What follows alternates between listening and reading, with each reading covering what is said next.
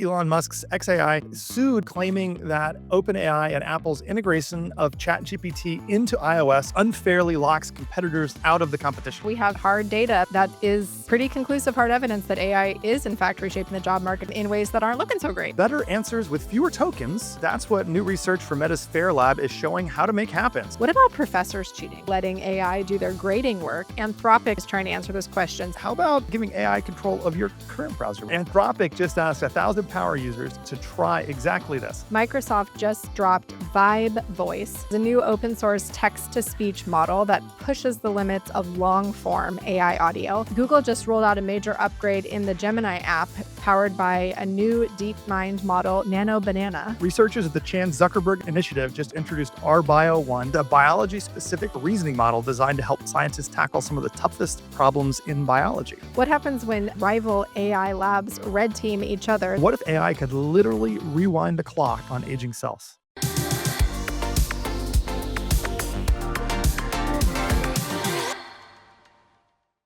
Annie, if you were going to start a new software company to make AI native software, what would you call it? Oh my gosh, I don't know. I'm hoping I would call it something cooler than like GPT-5 or like some of the like really terrible names. Ironically, I would probably have to ask ChatGPT what to name it and come up with Some something creative naming? cute. Yeah. Yeah. Yeah. Well, apparently, if you're Elon Musk, you go with the subtly named macro hard, which Ooh. took me a while to understand the mocking of the Microsoft name, the inversion, because it just sounded like a porn site or something, which kind of is in vein with Elon's Grok Imagine.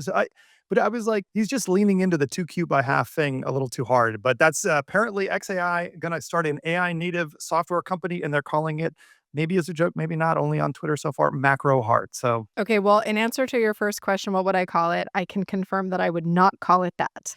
well, So, that's taken. You can't have it now. That one's okay, gone. It's fair you enough. know, Elon has claimed it.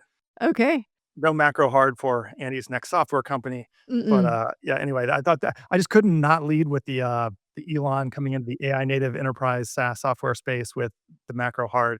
You can always count on Elon for some creativity. You can always count on Elon to keep it a little interesting and maybe a little spicy, a little spicy.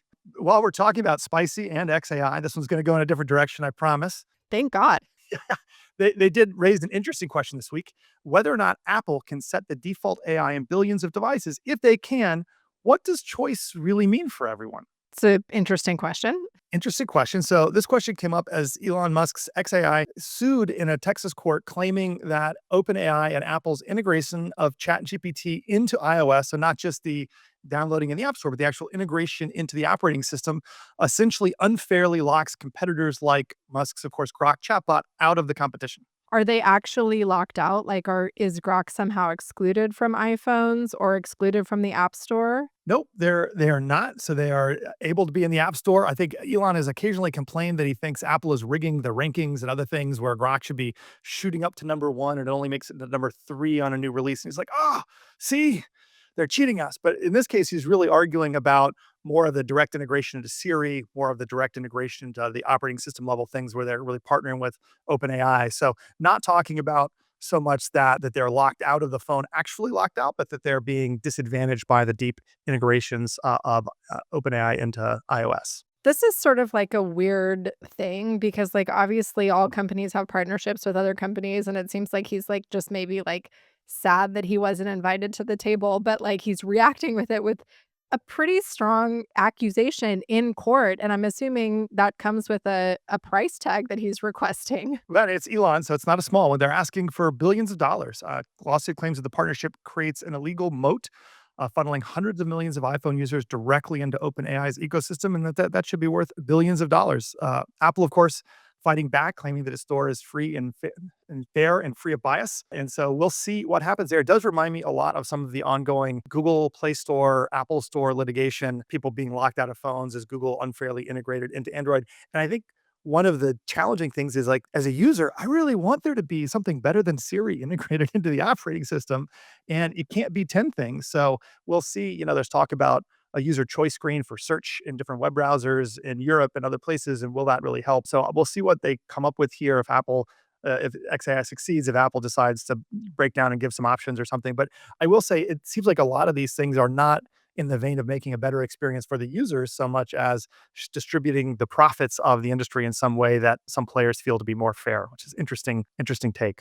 Yeah, Elon just feels left out. It seems like he wants to blame Apple, but I would say, like, millions of users are already flocking to ChatGPT anyway, regardless of Apple and the App Store because it's good and it's useful and, like, they're really, found ways to sort of productize certain things that are helpful, so, I don't know, maybe he should work on his tech instead. I think he's also forgetting, when they say first time founders think about product, second time founders think about distribution. He expects after being late to the party that Grok 5 or whatever comes out and it's amazing and it should therefore just win. And as we've discussed many times, I don't think that's how software works. I don't think that's how consumer technology work. I don't think that's how AI is going to work. So the fact that, he may believe Grok to be a better AI tool, right or wrong, does not imply that he should be number one in the app store list and the integration and everything. And that if it's not that way, that it must be unfair. It's just, I don't think the market works in that way. Even if I think it's pretty debatable that Grok is better than GPT-5, but set that aside. I just don't think even if it were that it would be necessarily the winner in the marketplace. But Elon's going to throw his fit and ask for his money, and maybe we'll all learn something interesting out of the discovery. The discovery in these lawsuits is the most fun thing because we gotta read lots of strategy emails and discussions, and so we'll be waiting to see what comes out of it. I know, it's like the nerd version of, like, I don't know, BuzzFeed or TMZ or something, so That's I'm right, exactly excited to right. see what Nerd happens. TMZ filings Yeah. of discovery and lawsuits. I love it. That's right. Well, Jeff, we've talked a lot about AI sort of reshaping the workforce and how do we train employees. And now we have some like hard data about the job market that has come out this week that is pretty conclusive hard evidence that AI is in fact reshaping the job market, particularly for young Americans, in ways that aren't looking so great. All right, so talk to me. There's a lot of headlines and doomers out there like AI is going to kill all the jobs, but it sounds like there's something a little more substantive this time. Talk to me about what do we have here? Yeah, I think like there's like you mentioned, lots of, doomsday AI will take everyone's jobs. This is actually a look at what is actually happening on the ground, which jobs are being taken and in what sectors. And so this group of researchers, Stanford economist researchers whose names I won't attempt to pronounce because I will not do it justice. Eric Brynjolfsson, is that the one that's scaring you? Barat Chandar Binyolfson, yeah. Lajan? Is that, Brynjolfsson? Yeah. did you Google how to say that or did you already know? I've seen some of Eric's other work. They work at a part of Stanford that I've seen before. So I've seen his name and heard it pronounced by people who know him. So Okay. That I was got impressive. lucky. I'm impressed. Well, so what they did is they dug into sort of anonymized payroll data from ADP covering millions of employees across, tens of thousands of firms. And so this is sort of one of our clearest looks into what generative AI is actually doing to affect employment by like actual paychecks. So real employment, real paychecks, ADP. What do they find when they look at ADP paychecks about employment and related to AI? So they used data from Claude's Infields, where AI can directly automate tasks. And so things like software developers, receptionists, translators, customer service reps. And what they saw is that employment among young people ages 22 to 25 have dropped significantly since their peak numbers. And by significantly, it's significant, about 20%. So a 20% drop in employment for some of these disciplines. But for older workers, which I think is consistent with some of the hypotheses that you and I have made on the pod before. Older workers headcount has stayed flat, so it's like the new college grads are having a harder time finding employment. The older folks are more secure. Yeah, the graphs on this paper were pretty crazy. I mean, you saw these lines of different aged workers kind of up into the right, up into the right, up into the right, and then 2022, and like two of the lines go down, and the rest of the lines keep going up, and you're like, "Ooh, something like clearly happened there." It was pretty stunning, and I thought it was interesting that they looked across trying to tease out macroeconomic factors, like is it just slow down in the economy?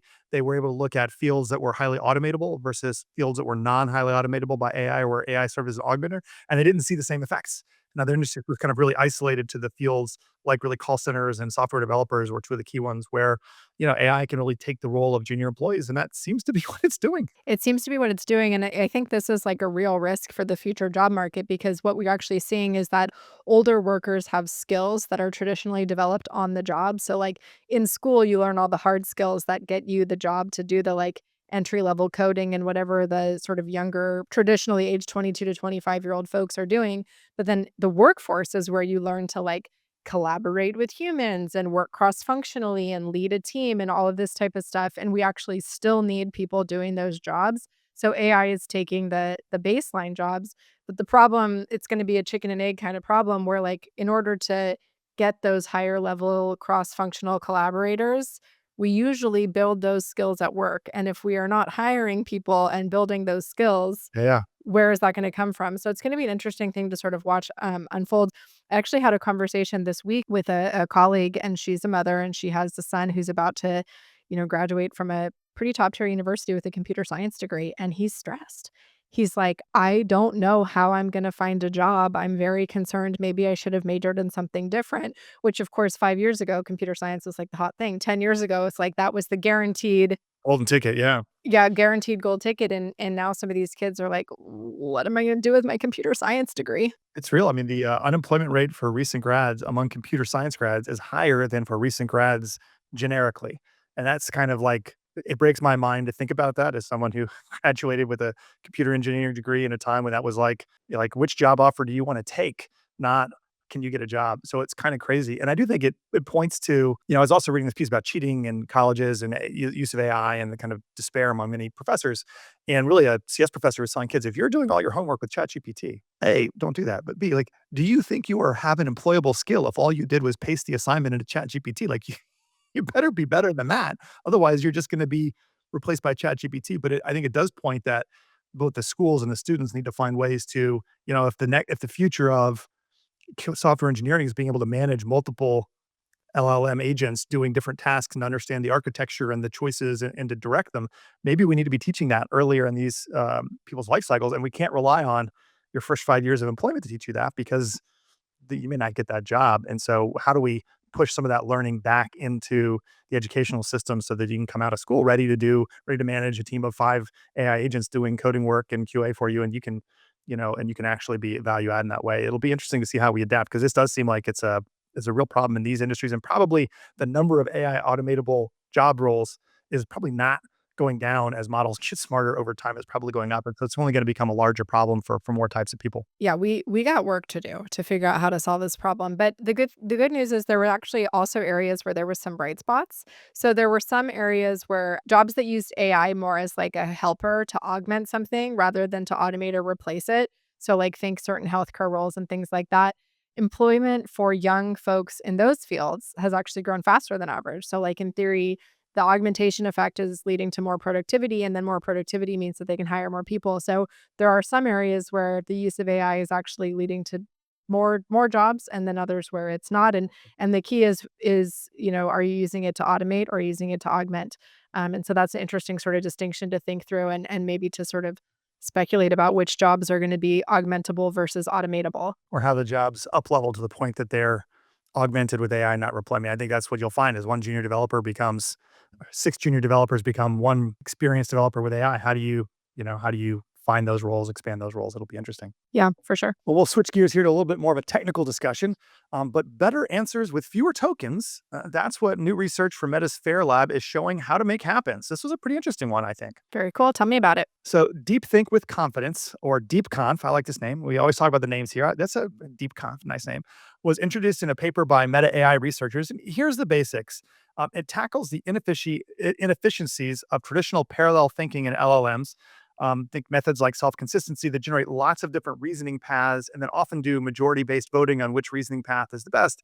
But those approaches improve accuracy, but you pay for them big time in terms of compute because you're exploring a lot of different paths and many of them not working, sometimes generating hundreds of millions or more tokens for somewhat marginal gains in efficacy. So that was the problem they set out to solve. Okay, that seems like a really hard problem, and I can't even think about how to solve that problem. So how did they solve it? What does this deep comp thing do? So DeepConf changes how it approaches it by using the model's own internal confidence signals to do real-time pruning of paths. So kind of as you're, I guess you can think of it like a thing. And as the paths are diverging, you take the ones that are farthest out and you go, not those. Let's just focus on these. And you keep doing that over time. And it means that you're able to get a lot of the efficiency gains without paying for as much of the increased compute.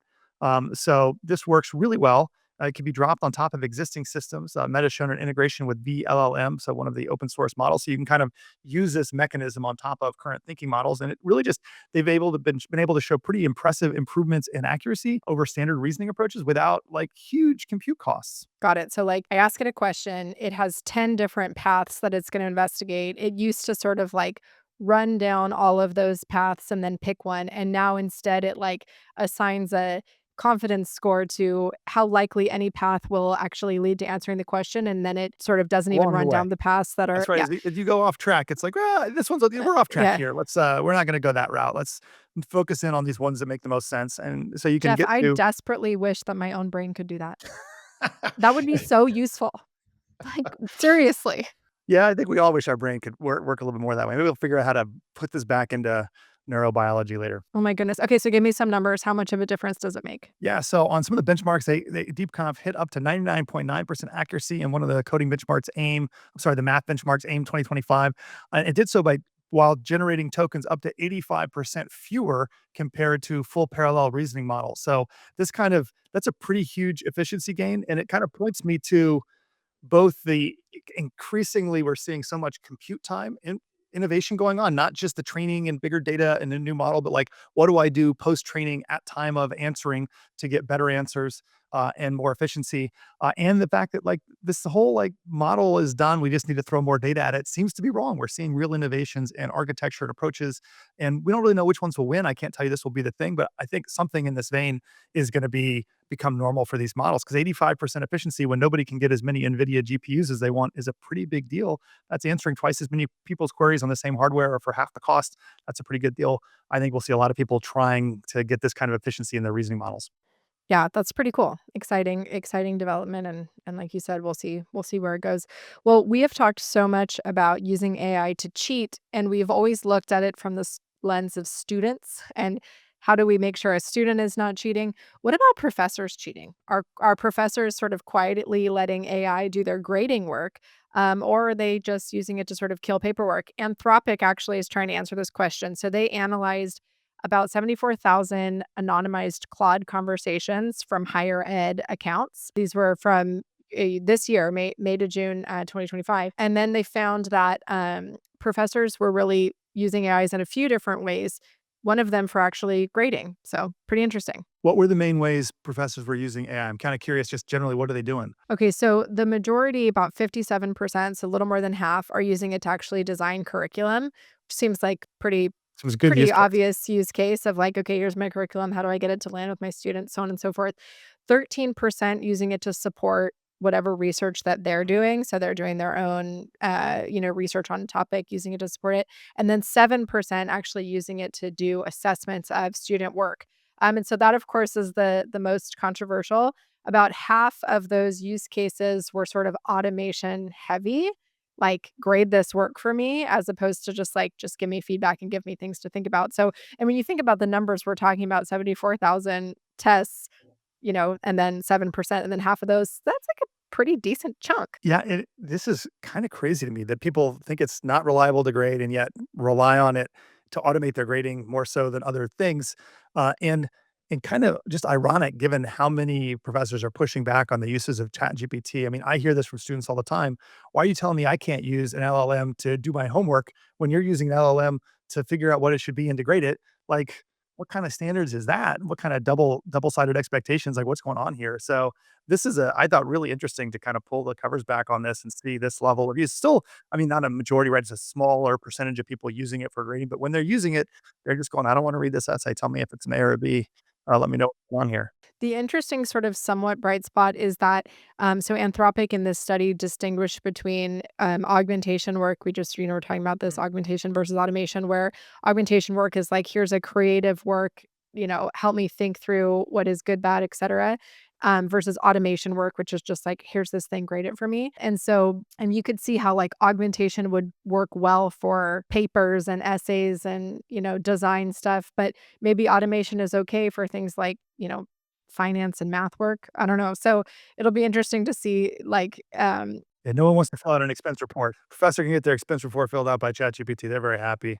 I got no problem with that. That seems like a good, good freeing up of time for better uses or any educator. But yeah, this whole how it'll be used to design curriculum to grade work. I mean, it's an open question. It's going to shift rapidly, and I mean, the interesting part is so much of the history of tech in schools has been dominated by what tech the IT department of the university brings in. In here, this is just coming in through the side door, and nobody even knows when it's being done half the time. So it may be hard to you're I think more predicting than you are controlling what happens because what's gonna come is I think is kind of almost on the rails of its like society. The futures will adapt as they adapt, and I don't know that that's a controllable thing. Yeah, and the other interesting thing here is, I remember, like, watching this study get presented one time, and it was of users reading, like, fine print and marketing content, and the interesting thing that happened was that they would, like, show the marketing content, and then they would ask the user things like, "Did you read the fine print?"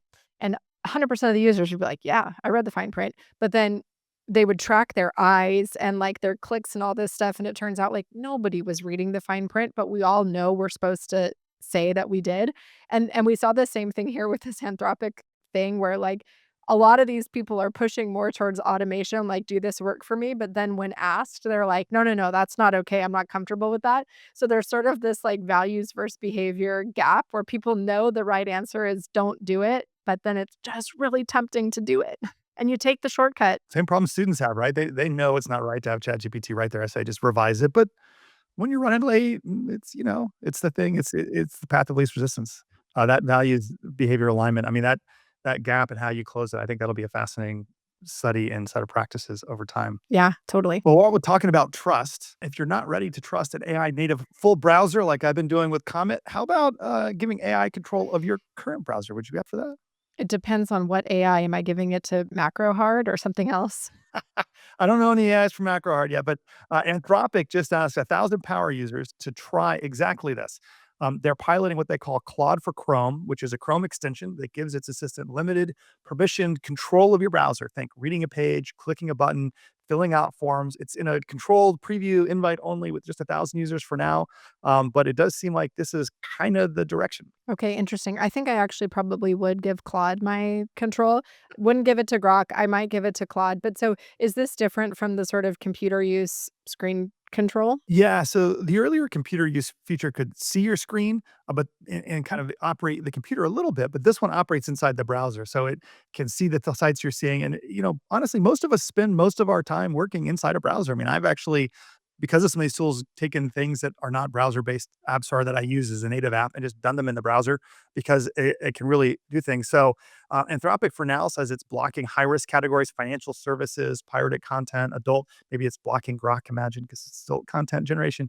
And it requires user permission before publishing, purchasing, sharing sensitive data, even when it's in autonomous mode. But otherwise, it can kind of just navigate the web for you and being built right into, Chrome, the most widely used browser. So there you go. Claude kind of gaining a real controlling your browser capability here, at least for 1,000 Claude Max subscribers in a controlled preview. That's super interesting. There's been so much like emphasis toward in tech companies towards moving everything to be mobile native and away from the web-based browser. And maybe now there's going to be like a reversion back to the web-based browser because there's such a consumer preference. I'm assuming there will be a consumer. Maybe this is a question for you. I would assume there's going to over time be a consumer preference to have AI controlling my browser. Is that true? What will be the upside for me if that happens? I think this is almost inevitable. I mean, you've seen ChatGPT agent kind of creates its own browser that's not yours and does things in it, but the ability to browse sites, to know I actually used this feature in comments the other day where I was going, "Hey, I was looking at this thing on the Home Depot site like 2 days ago. Can you find that thing for me?" And it can go through my history, it can browse the site, it can look at things, it can search through a bunch of stuff. I told you about using it to find an unsubscribe button. So the ability to kind of like access all the different kinds of information. And the beauty of this compared to mobile is you don't have to integrate into all the apps. You just because it can control the web browser already has access to kind of everything you need to do. And so it is far and away the easiest way for these AIs to get access to your other applications and workflows. And I think for that reason, it's going to become a pretty popular way for the AIs to integrate into regular life and work. Well, Jeff, we were just talking about sort of AI taking jobs. What if AI takes our jobs with this podcast panel without any humans in the room? So we don't even have to be in the loop. Microsoft just dropped Vibe Voice. Love the name Vibe Voice, which is a new open source text to speech model that pushes the limits of long form AI audio. It can generate up to 90 minutes of multi speaker conversation with as many up to 4 distinct voices, each maintaining its own sort of unique style and tone, even over an hour-long conversation. I like this job, Annie. I'm having a good time here. I don't know that I want AI coming in and taking I felt bad. I mean, I feel bad for the software engineers, but leave my job alone, AI. So this is 4 voices, like talking together. That's kind of crazy. That's not what anything's done before. It is pretty crazy, and actually, an even crazier part is you would think, okay, tracking 4 people over an hour long is gonna require huge, model, but actually the model just runs on 1.5 billion parameters, so it's actually, like, lean and mean, small and efficient, and it can work directly on your consumer device, and so Microsoft actually accomplished this by compressing audio data 80 times more efficiently, so it actually doesn't need the, like, massive cloud infrastructure to run and to function. I don't know what I think about running an AI podcast panel on my laptop. Like that just seems crazy. We have to try this out. And maybe we don't. Maybe we can keep our jobs, just put our faces on the AI voices, and then we don't have to do the work anymore. We just let the AI do it. That'd be nice and simple. Yeah, nice and simple. They also integrated Quen 2.5, which is another model that helps manage Mm, natural turn taking and the yeah. context, which is sort of cool. Like it helps these 4 AI people seem more human, and so instead of, like, the sort of robotic overlaps and awkward pauses or, things that just make it seem not natural, you hopefully actually get a conversation that does seem natural, that flows, so this is pretty cool, and this synthetic media, such a hot button issue, they also built in some built-in safeguards, Mhm. so the file includes an audible, "This is generated by AI" disclaimer, and also some watermarks. So you're not gonna be like that Australian radio host, and you're not gonna know that your podcast is not AI. You're gonna know upfront, this is AI. These are AIs talking. So they managed to solve that problem. At least if you know how to look for the watermark or listen at the very beginning, you'll know. But maybe not really. It's kind of interesting the Quinn model inclusion because that is always I think the hard part if you've ever tried to generate a podcast script. I've done some of this attempt to generate scripts and voices back and forth, and the kind of subtle interplay is hard to get right. People kind of talking a little bit over each other. Oh yeah, that's interesting, whatever, and that's hard to do. And so integrating that when you've got multiple voices is really important to making it sound not just like a bunch of talking points being read at two people, but two people actually talking to one another. So interesting to see that they got that right. Interesting to see. And actually, it might be an interesting collab to see if Microsoft and Google teamed up with, what Google has dropped in our next thing we're going to talk about. So, what if AI edits didn't just look real; they actually looked like you every time? So, this is something if you've ever played with like photo editors and stuff Mhm. like this, you'll notice that certain things you're like, oh, I like tried to edit my cousin and now they don't look like my cousin anymore. They look like some random person. And so I maybe went too far with my editing software. Well, Google that actually happened to me last week. I had to kick out a bunch of stuff I had done. But Google just rolled out a major upgrade in the Gemini app powered by a new DeepMind model nicknamed Nano Banana. I Also love this name, awesome. Nano Banana. This Nano is like my Banana favorite Google name ever. It's even better than ever. Notebook LM. Nano Banana. It's So great. good. Yes, far better than Notebook LM, Nano Banana. And it keeps your likeness. So you people and pets, so the dog friends are not discriminated against in this model update. People and pets likenesses consistent across edits, and it's very popular, top in the leaderboards. All right, so top in the leaderboards. What I mean, consistency. Talk to me a little about what made this model better than what's been there before. What does it do? So if you ever played around with the like photo editors on your phone, whether through like Apple or Google, they were really good at sort of swapping background context. So you could swap backgrounds, you could swap outfits, and maybe some subtle features like we talked last week about like erase this like sign from the back of my thing. But you might see subtle facial features change, like the smile or the eye shape or stuff like this. Like you lose some of the context of the person, which is the actual thing you care about in your photo many times, or the pet, depending. And so this update is actually designed to preserve the identity even across multiple step edits. So you are, moving locations, you're restyling stuff, all of that is sort of changing in the background, maybe deleting things, adding things, whatever it might be, but the actual subject stays recognizably the same and consistent across all the edits. Yeah, this multi-edit thing was really interesting. It reminded me, you ever see that Michael Keaton movie Multiplicity? Where like Yeah. he cloned himself and then he cloned the clone and they cloned the clone and clone and like, the degradation of quality as you copy or edit something multiple times is usually very real. And so it's really interesting they're going to allow you to kind of edit in stages, but hopefully not see that degradation in the quality of the original subject as you go to change the hair once, change the background once, change the clothes the next time.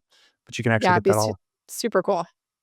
Yeah, I'm excited for this. And so how easy is it to direct these things? Like, am I gonna need to take my Photoshop class? My son's in a Photoshop class right now. He really likes it. He's enjoying his little tablet and learning Photoshop filters and layer masks and all the fun stuff. But like, how much of this do I have to learn to actually be able to edit photos in Gemini here? I have not actually tried it, so I can't fact check the statement I'm about to make, but one of the promises is similar to what we saw last week with the Excel story we talked about, which is that all of this prompting is supposedly supposed to work in plain English, right? So you can just tell it like remove the stain on the shirt, blur the background, add a bookshelf, whatever it is, and you just are talking to it. So if you can figure out how to get your own words right, you're golden. You don't have to, like, learn any special coding, you don't have to go take a Photoshop class, any of that type of stuff. So that's pretty cool. You had me excited until you said, "If you can get your own words right." Now I'm just not sure that I this is the tool for me. That's the disclaimer. Okay, I gotta get my words right. I'm gonna work on that. But I'm excited to try this. I haven't gotten to play with this either, but I think very cool, and just the ability to unlock create I mean, this is the way I think of this, not taking designers out of their jobs, but unlocking the creativity of people who have an idea, and then you can just explain what you want and see it in real time and try different things. It's kind of, amazing, and I'm looking forward to playing with this. I'm sure my kids are too, although I kind of shudder to think about what they're gonna do to me in photos now that they, can just talk to it. Is this behind a paywall for 1,000 ultra tier $200 a month subscribers, or is this something anybody can go play with? It's not, it is live. It's live in the Gemini app, and it's live whether you're a free or a paid user, so everybody can try it out, no excuses. So we don't have any excuses for not having tried out before we recorded. Sorry about that. We'll do better next time. But this is pretty cool. Go play with it in the Gemini app and see what you can get. Cool. We got a couple of medical biology related stories here because that's, I think, one of our favorite topics. My I thought favorite. I'm going to start off with what if AI could reason like a scientist, not just spit back facts out of the physician's X reference. So researchers at the Chan Zuckerberg Initiative just introduced RBio1. It's not as cool a name as Nano Banana. They got to get their Nano Banana naming guy in there, but it's a biology specific reasoning model designed to help scientists tackle some of the toughest problems in biology. It is true that the name is not as cool, but I don't know if you want your biology questions answered by Nano Banana either, so it might be Or more macro like hard. Nobody, or none of these names are the one. yeah. R Yeah, Bio so one. exactly. So it might be a more practical name, but so how is this different from just, like, take my biology paper, plug it into GPT-4? Yeah, this was interesting, and I think points towards one of the things we've talked about a lot, which is the value of still purpose-built, focused models, not just general models. So, RBio one isn't just a language model; it was trained with biological reasoning specifically in mind. It uses large data sets of experimental results, protein structures, biological pathways. The idea is to build an AI that can think through biological problems step by step, rather than just kind of summarizing the literature or a paper or what's out there, but actually understand it. And in early testing, the model shows strengths in hypothesis generation, so suggesting new experiments based on prior data, as well as interpreting results across multiple scales from molecular size stuff all the way up to cellular size stuff. So it's kind of very purpose built for this. And I think that really sets it apart.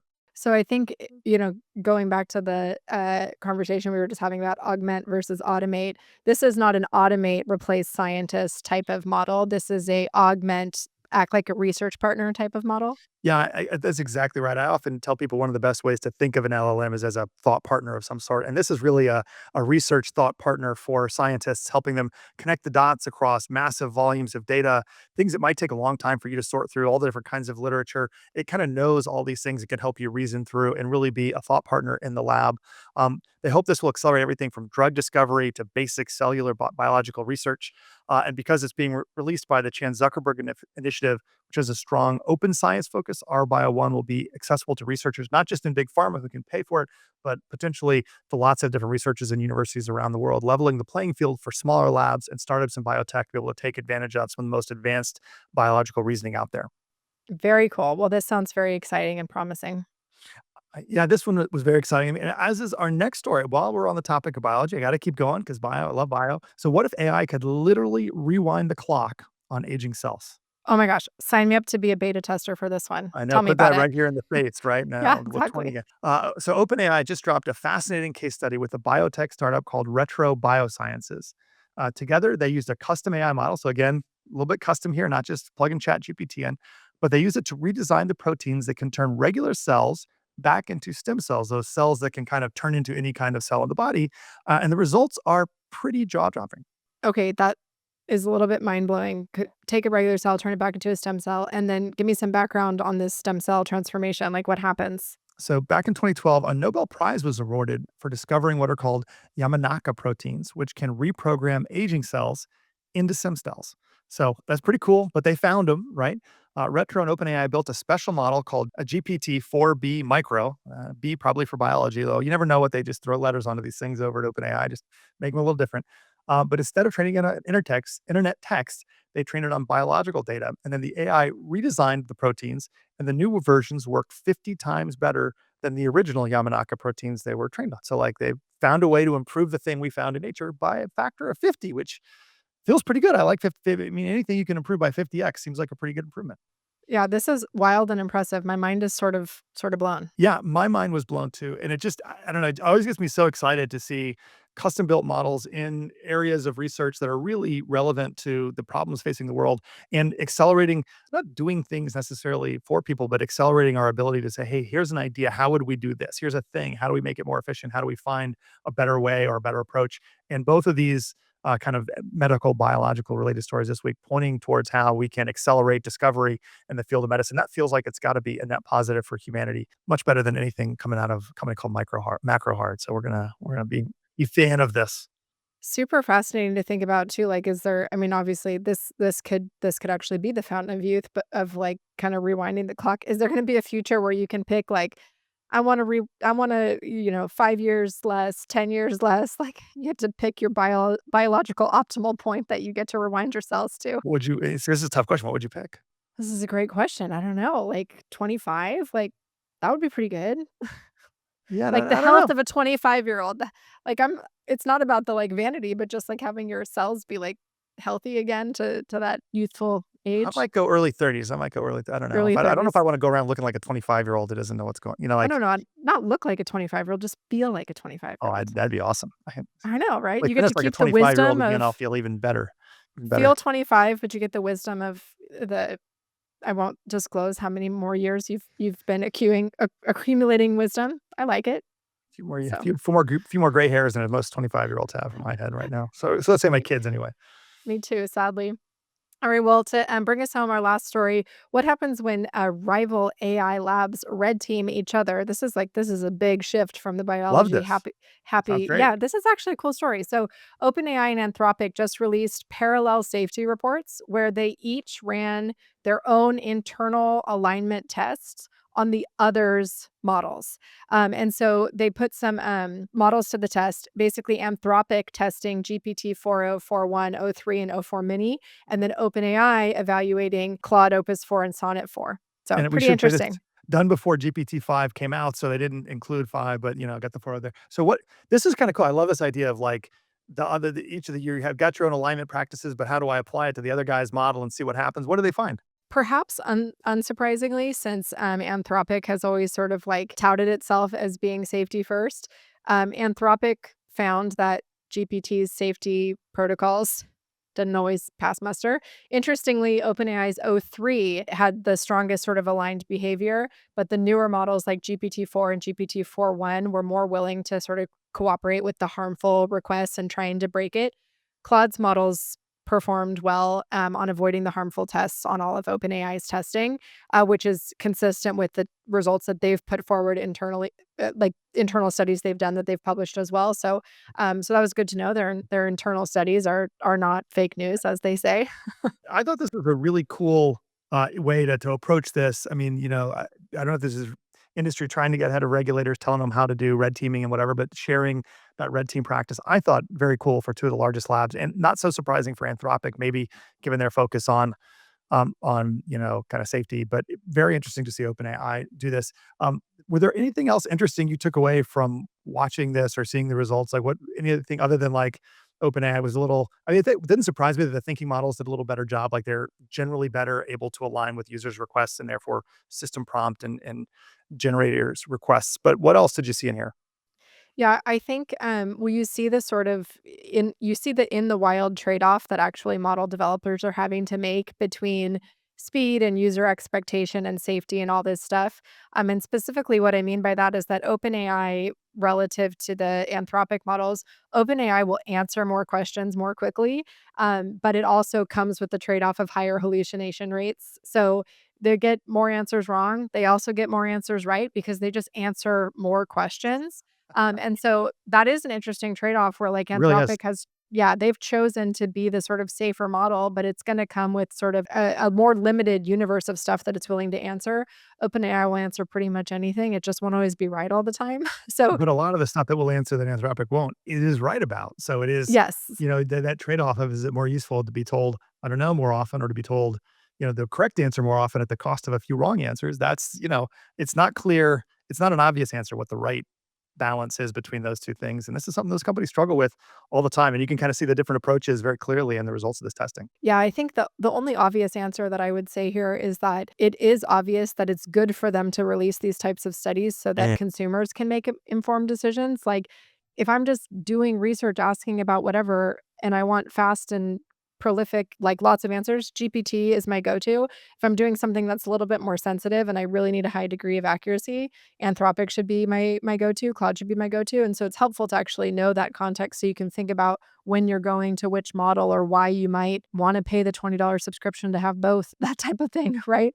$40 by 20 by 2, $40. Or I do think the other interesting thing was the better alignment of O3, and we don't know this for GPT-5 because they didn't test this, but I think in general, the thinking model, so if you're, this is a very important thing to get 100% right. Like if you're asking some basic fact, how far is the earth from the sun, is one of those things my kids always ask, and we go, "Oh, GPT instant, right? Fine, no problem. That's going to give you the right answer." When I got a more important question, I go to GPT thinking, and the thinking models do tend to have much lower rates of hallucination than the instant models. And so using that kind of reasoning mode, also another way, if you've got a critical thing, to know that, hey, this is a good way to keep the model aligned with my intent. But you're right. So many times you're going, "Hey, help me brainstorm." You go, "There's really no wrong answer. I'm going to pick some of what you say. I'm going to not pick some of what maybe I just want instant and crazy and a little off the rails." That's fine because it's a generative mode for me, and I'm looking for ideas. So it is important to kind of understand the different models, different phases of models, and when each of them makes sense. I think that should be a marketing tagline for OpenAI, instant and crazy and a little off the rails. Instant and crazy level for GPT instant. Yeah, it's free. I'm not even going to charge you for that idea. You're welcome to it. I think it was great name. Use it in your marketing campaigns. Just to tag what the AI. Love it. Love it. Anyway, that's a wrap for us this week on What the AI, but we'll be back next week, as always, with more insights, breakdowns, and those just head scratching What the AI moments. Be sure to subscribe and share this episode with any friends or colleagues who are trying to figure out how AI is shaping their world. And if you've got a question, a fun prompt, or a story we should cover, just send us an email at whattheaifm. We'd love to feature it in an upcoming episode.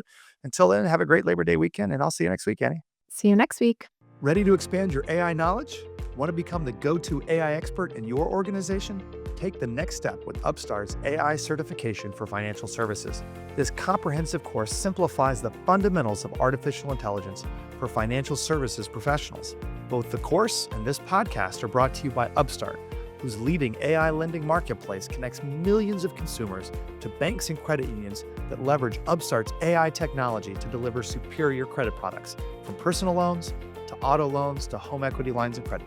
If you learned something useful this week, hit subscribe on YouTube or leave us a rating on iTunes or Spotify.